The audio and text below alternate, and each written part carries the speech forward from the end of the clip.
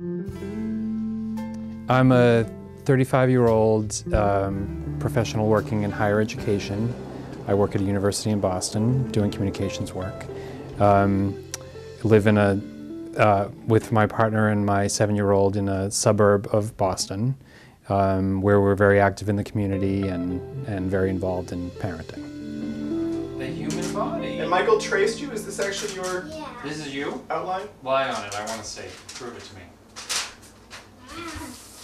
Make the same shape. Can you do the same shape? Separate bones and fingers. Had a pretty traditional sense of our relationship. We really saw each other as, you know, a married couple in a way. And not like traditional in the sense of old-fashioned views of roles that people play in a marriage, but in terms of it being a lifetime commitment and in terms of it being something where, you know, you really were dedicating yourself to the other person. Do you want asparagus or salad? Not so much. Well, you could probably put ranch on top of it. Do you want to put ranch on top of it? That tastes good. You might. You don't like the tomatoes though, right? No tomatoes? And so at the elementary school, there have been, we just know from certain, you know, sort of looks and vibes we've gotten, or even things that people say, that we're sort of in the vanguard. And we didn't expect to be, we didn't take this on as a cause. We brought Perry home because we wanted Perry. But as a result, we are, you know, opening the eyes, without intending to, of all of these people who would never have conceived that this was a possibility. And I think because, you know, we're nice guys that get along with people and we're not scary, you know, threatening personalities, and Perry is, as you've already seen, very lovable and he makes friends easily. We've just sort of fit in there, and it's gone pretty smoothly. I have the honor of serving as the president of the Massachusetts Family Institute, which has been in existence. We're in our 17th year now, and we're a nonprofit, nonpartisan public policy organization dedicated to strengthening the family and the Judeo-Christian values, the heritage that we have, that we believe makes the family strong in our culture. And of course, marriage to us is the union of a man and a woman for the most fundamental purpose, the most essential purpose of procreation.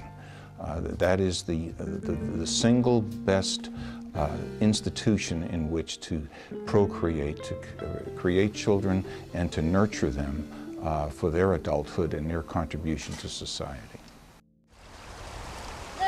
But there's often an impression about gay men in particular that they're very self-involved and they just buy, they have, you know, lots of disposable income, so they buy expensive cars and homes and lavish all this upon themselves, and that's a completely valid thing to do, but we knew that we're fortunate, we have a lot of resources, we've been very lucky, and that if we could do something with those resources and at the same time bring somebody into our lives, it felt like a much richer choice for us.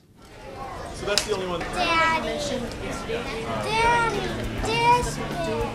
I want this bit. That is the one who was driving the car when we came home. Is the one who, the one who came in the door after it was done with work. Here's the thing, right? We stand on the soccer sidelines on Saturday mornings at 8:30 in the rain, just like everybody else. And we are up at 3 a.m. when he has, you know, he has a runny nose dripping into his throat and he's coughing all night and he needs somebody to take care of him. There's no difference. He doesn't know any difference. And ultimately, unfortunately, prejudice will rear its ugly head, and some kid at some point in some grade, soon to come probably, will point the difference out to him and will probably make him feel bad for a little while. But he knows. What we've always said to him is we're fortunate enough that we have a very strong circle of people who are sort of alternative families, and we can point to whenever he does start to ask about it, we can say, well, you know, so-and-so has 2 moms, and so-and-so has 1 mom, and so-and-so has 2 dads, so that he doesn't feel like he's so alone in that circumstance. But he knows at the end of the day that he has people who love him and who reward him and punish him and are doing their best to raise him just like everybody else in his class. Luckily, he seemed to be someone who's pretty good with people, so I think that'll help, you know, that he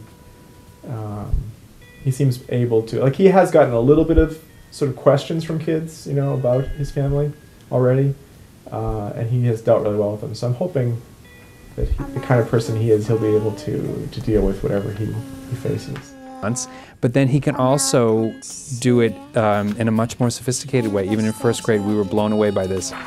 In the fall, we learned from his teacher that I think they were doing a project, somehow the subject of parents came up, and mothers in particular, and there was a kid in his class at his table who was somehow questioning, talking about parents or mothers, and I think Perry volunteered, "I don't have a mom." And this kid took him on and said, "Everybody has a mom. Of course you have a mom."